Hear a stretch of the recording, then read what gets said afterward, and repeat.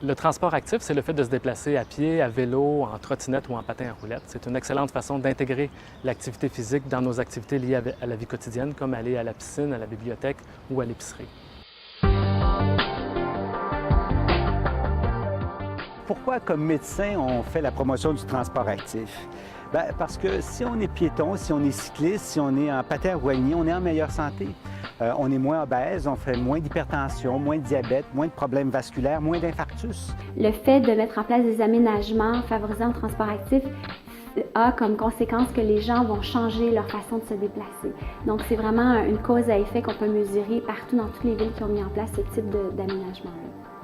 La localisation des pôles d'emploi, des secteurs institutionnels et tout ça, en relation avec les résidences, c'est très, très important pour diminuer les temps de parcours, puis donner la possibilité aux gens le plus possible de se déplacer de façon active ou en transport en commun. Le gouvernement du Québec a un rôle très important à jouer en matière d'aménagement favorable au transport actif.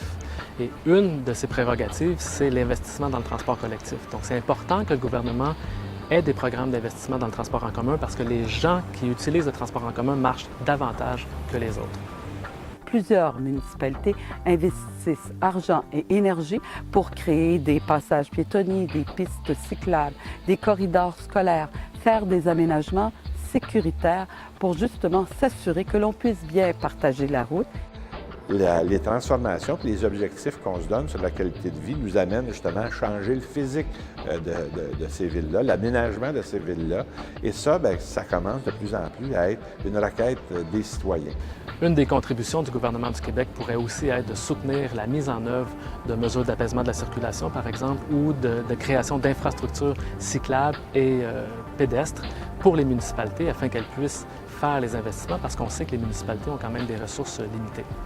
Comme mairesse de Sainte-Julie, je suis souvent interpellée par les tout-petits, par les familles, par les aînés, afin de nous assurer que partout dans la municipalité, il soit possible de faire du transport actif, de pouvoir se promener à pied, en vélo, en toute sécurité. Quelle belle façon de développer de saines habitudes de vie pour tous.